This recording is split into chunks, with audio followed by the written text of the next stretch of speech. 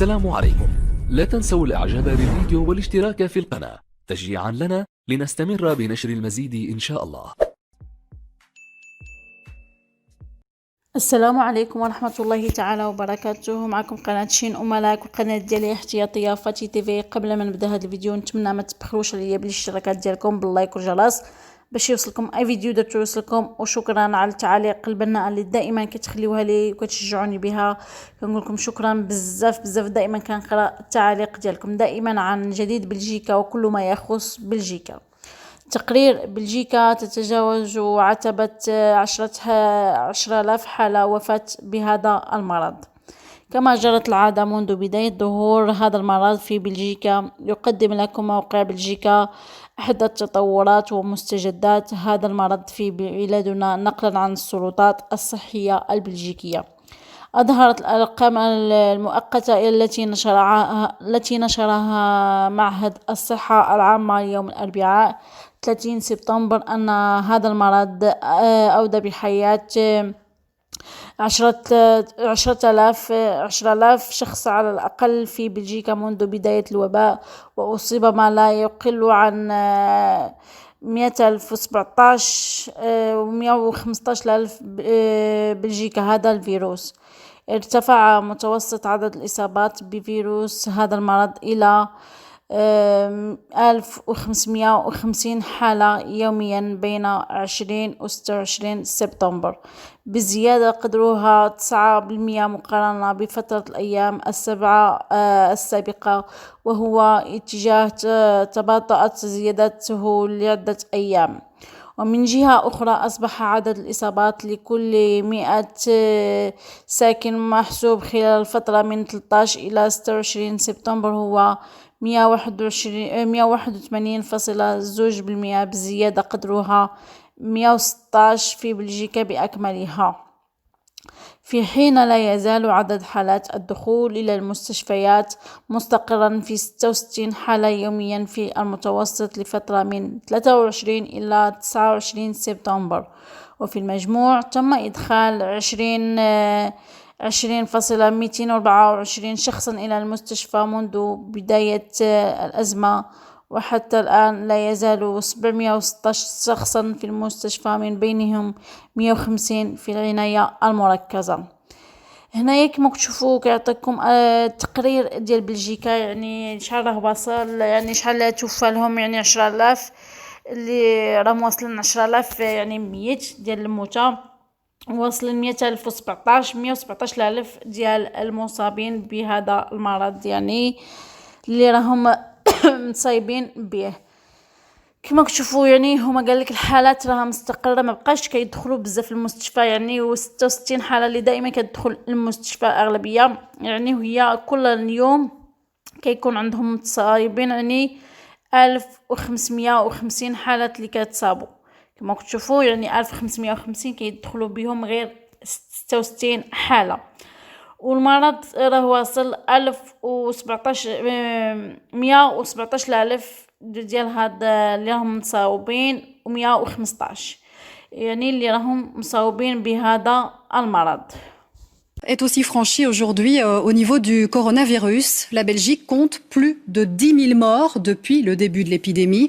Et aujourd'hui, un nouvel outil de traçage est mis en place. L'objectif, c'est d'être mieux armé contre ce coronavirus. Explication avec Benoît Feit.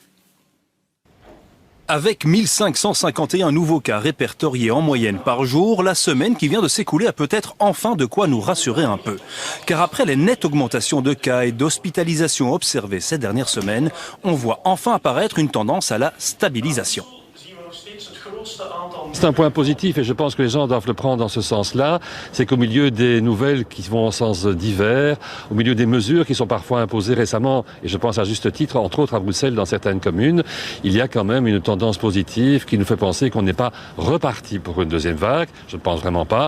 Nous sommes dans une vaguelette que nous pouvons ensemble maîtriser. Un encouragement qui ne doit toutefois pas faire oublier les 10 000 décès causés par le coronavirus ces 6 derniers mois.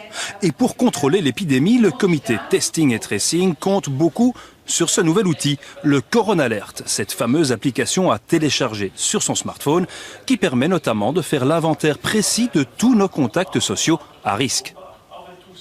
Grâce à cette application, nous pourrons également informer les contacts dont vous ne vous souvenez pas ou que vous ne connaissez pas.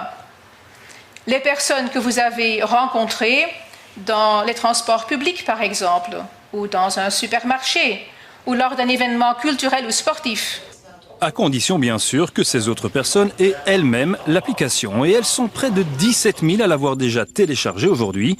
Mais il en faudra encore beaucoup plus pour que ce Corona Alert devienne... كيف ينظم العالم إلى بلجيكا؟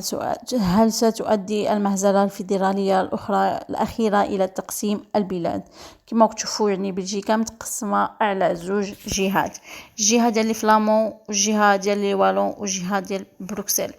يعني نقول أن بروكسل فيها نص كيهضر الفلامانية والنص كيهضروا الفرنساوية. يعني بروكسل يعني كل جهة وشنو كيهضروا. كاين جهة ديال الفلامانيين، كاين جهة ديال لي والو يعني بوحدهم. دابا راهم خصهم يشوفوا غادي تجي الحكومة الجديدة. وصفت العديد من الصحف العالمية ما حدث في بلجيكا بأنه مهزلة فيدرالية حقيقية. فقد أثار صحيفة لو موند الفرنسية قضية هامة للغاية، حاولت من خلال تقاريرها الإخبارية إلقاء الضوء عن قضية المهزلة بالفيدرالية. هل ستقود البلاد إلى التقسيم؟ وتساءلت الصحيفة عن السبب وراء توحد تلك الأحزاب. هل هي مصلحة بلجيكا فعلا أم تجنبا الانتخابات الجديدة؟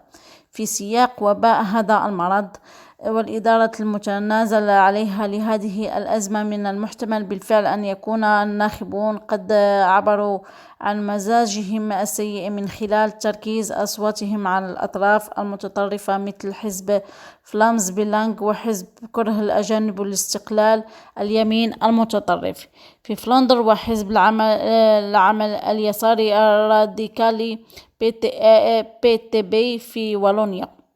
وبحسب الصحيفة بدت عبارة في فلندر ومشروعه السياسي دي النمط المرقع هي السبيل الوحيد الممكن. نفس التحليل ظهر في تقرير صحيفة الذي يحدد اتفاقية الملقط أو الموقع لتجنب انتخابات جديدة، العمل الذي ينتظر هذه الحكومة الجديدة، ثم التي تم الكشف عن وزرائها تدريجيا يوم الخميس. ضخم في هذا البلد باقتصاد حطمه فيروس هذا المرض والذي تجاوز عتبة 10,000 قتيل يوم الأربعاء. شيء واحد مؤكد كما تحلل صحيفة اليومية هو أن الزعيم ورئيس بلدية أنترويبن بارت دي ويفر لن يقدم لهذه الحكومة أي هدايا تقصد الدعم على حد وصف الصحيفة. وتنتظر صحيفة لوكسمبورغ وورد أيضا إلى تحدي الذي ينتظر التحالف الجديد الذي يرث بلدا في ضائقة اقتصادية. وتقول الصحيفة أن على كل علامات التحذير حمراء حتى لو كان الانخفاض في الناتج المحلي الإجمالي أقل حدة مما أعلن عنه في البداية، حيث ينبغي أن يتسم عام 2021 بحالات إفلاس متتالية وارتفاع حاد في البطالة كما أشارت الصحيفة. أما عناوين صحيفة يورونيوز فكانت عبارة عن هل ستؤدي المهزلة الفيدرالية البلجيكية الأخيرة إلى انفصال البلاد؟ سألت القناة الإخبارية الأوروبية الدكتور بيتر بورسينس أستاذ العلوم السياسية في جامعة أنترويبن، الذي قال إن التحدي الرئيسي للحكومة هو استعادة الثقة والإيمان، خصوصا وأن كثير من الناس أصبحوا غير مبالين يبرزون من السياسة، لكن عليك إشراك المواطنين لجعل الديمقراطية تنطلق في مسارها الصحيح، أليس كذلك؟ وهذا في حين أن أحزاب التحالف الفلامنكي تمثل فقط نصف الناخبين الفلامنكيين. وذكرت يورونيوز أنها رصدت يوم الاثنين توزيع شباب الحزب القومي الفلامنكي NVA الواقع الذكري المختوم بعبارة فيفالدي اف تم الضبط. يعني كما تشوفوا دابا راه غادي يكونوا حكومه، غادي يديروا حكومه جديده وغادي يشوفوا يعني شكون هي الحكومه اللي غادي تكون يعني في هذا يعني في هذا العام يعني غادي يديروا الحكومة الجديدة. Les violons de la Vivaldi sont donc accordés après des heures de négociations quasi ininterrompues. Les 7 parties ont trouvé un terrain d'entente. Les coformateurs en ont d'ailleurs fait rapport au roi avant de tenir une conférence de presse. Et Alexander De Croo s'est donc exprimé avec sa casquette de futur Premier ministre. Voyons cela avec Rachel Crivellaro. Les traits sont tirés sous les masques, mais le sourire est aux lèvres. Les 2 coformateurs officialisent le fruit de leur travail en donnant la préséance au tout nouveau Premier ministre, manifestement séduit par ce marathon de négociations. Cet esprit-là, cet esprit de travailler ensemble, cet esprit de trouver des solutions, c'est ce que j'ai ressenti autour de la table aussi. Dans cet accord qu'on a conclu avec les 7 parties. Un pays solidaire, un pays prospère, un pays où tout le monde a des vraies opportunités, un pays où tout le monde peut apporter pour trouver un meilleur résultat. Il aura donc fallu attendre 22 heures de négociations acharnées, une nuit blanche pour mettre 7 parties d'accord sur une partition et en finir avec 16 mois de crise. Ce matin, c'est un profond soulagement. C'est un moment que nous attendons tous depuis 16 mois maintenant.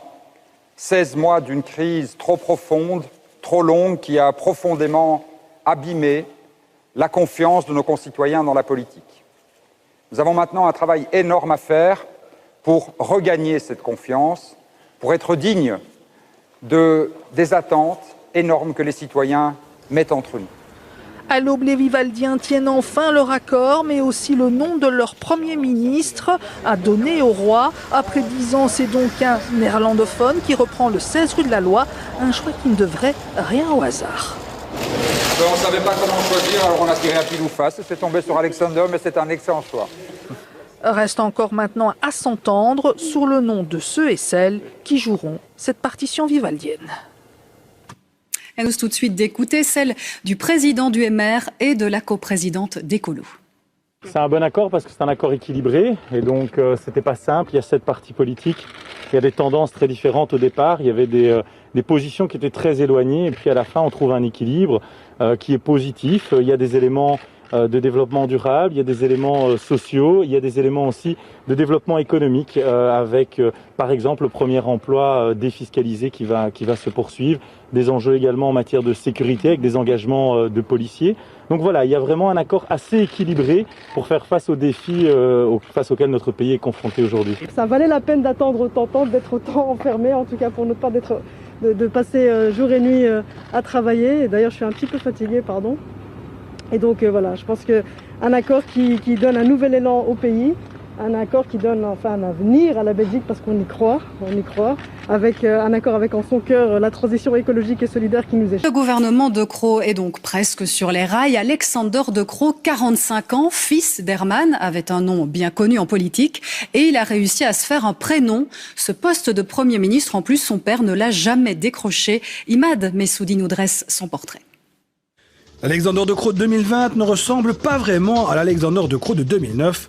Cette année-là, à 34 ans à peine, il se fait connaître en prenant la présidence de l'Open VLD à la surprise générale. L'homme, ingénieur commercial émigré aux États-Unis, avait jusque-là créé son entreprise bien loin du terrain politique familial. Alexander a hésité avant d'emboîter le pas de son père Herman, ministre d'État et ancien président de la Chambre. J'ai longtemps dit que je ne le ferai jamais. Mais puis j'ai eu des discussions avec des amis qui me disaient oui mais bon finalement à chaque fois tu dis c'est pas pour moi mais tu parles de rien d'autre et tu continues à dire qu'il y aurait moyen de faire mieux etc. Et donc à un moment donné ils m'ont dit oui mais finalement si tu penses vraiment que tu peux faire mieux fais-le ou bien tais-toi. Et il ne se tait pas et fera même beaucoup de bruit. À la tête du VLD, il fait tomber le gouvernement Le Terme sur le dossier communautaire de Bruxelles-Vilvoorde par impatience. Le VLD stelt vast dat de andere meerderheidspartijen deze afspraak niet nakomen. Ons vertrouwen is daarop grondig geschonden. Alexander De Croo est alors décrié de toutes parts. C'était il y a 10 ans. Cela provoquera la plus longue crise politique de l'histoire du pays, des élections et le chaos durant 541 jours, au bout desquels Alexander De Croo deviendra ministre. Il s'occupe des pensions, devient vice-premier, gère la politique digitale et la coopération au développement. En 10 ans, Alexander s'est fait un prénom politique. Il débriefe d'ailleurs les dossiers avec son père lors de leur balade à cheval dominicale. Alexander, tu as un pole position une fois.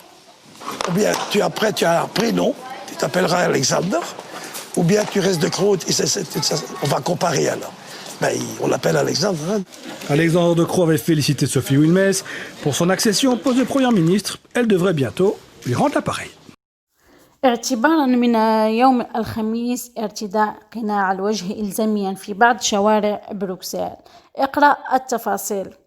أصدرت مدينة بروكسل خريطة توضح شوارع حيث سيظل قناع الوجه إلزاميا اعتبارا من الخميس 1 أكتوبر عندما تدخل الإجراءات الجديدة حيز التنفيذ، ونظرا لأنه سيتم رفع الالتزام العام بارتداء قناع الوجه في منطقة عاصمة بروكسل يوم الخميس. أصدرت مدينة خريطة توضح المناطق التي سيظل فيها قناع إلزاميا باللون الأحمر، ومع ذلك في حين أن ارتداء القناع لن يكون إلزاميا في كل مكان اعتبارا من يوم الخميس المقبل. لا يزال الناس ملزمين بحمله في جميع الأوقات، وقد يتم تغريم أي شخص ليس لديه قناع في الأماكن العامة.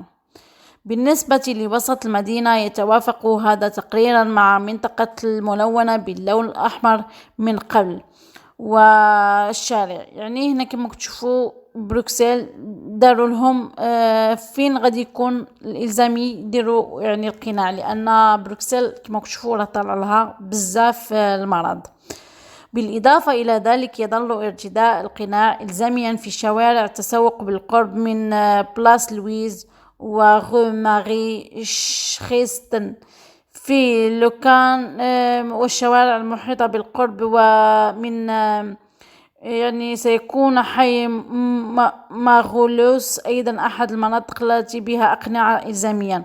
ستوضح اللافتات الموجودة على جانب طريق أين تبدأ المنطقة وتنتهي لمنع الناس من دخول منطقة يكون فيها القناع إلزاميا دون إدراك ذلك. لمراجعة مناطق وشوارع إلزامية وشوارع إلزامية ارتداء القناع هذا على هذا الرابط. يعني كما تشوفوا بروكسل قالوا لهم غادي يكون لافتة حمراء البلاص اللي يكون فيها ديروا القناع والبلاص اللي ما ديروش فيها القناع، يعني لأن صعيب نقولوا كتر المرض وصعابة الحالة. يعني هما يعني في بعض البلايص ما يديروش القناع، يعني غير في الاماكن المغلقه بحال الترونسبور بحال لي سوبر مارشي بحال السينما، وإلا كانوا الناس حداك بزاف ديري، ولكن الا ما كانوش الناس حداك بزاف ماشي اوبليجي ديري. مهم هذا هو الفيديو، نتمنى انكم كنفيدكم ونتمنى تستافدوا معايا، ودائما كنجيب لكم الجديد على حالات اللي راه واصله في بلجيكا. يعني هذا المرض اي جديد داروه في بلجيكا قوانين ولا اي حاجه دائما كتلقاو عند شي املاك، ونتمنى تزوروا القناه ديالي الاحتياطيه فاتي تي في باش تشجعوني وتدعموني فيها. مهم دابا نخليكم حتى الفيديو الجاي ان شاء الله. ما تبخلوش عليا بالاشتراك ديالكم باللايك والجرس والبارطاج في جميع وسائل التواصل باش تعمل فايده على كل واحد. حتى الفيديو الجاي ان شاء الله. بسلامه.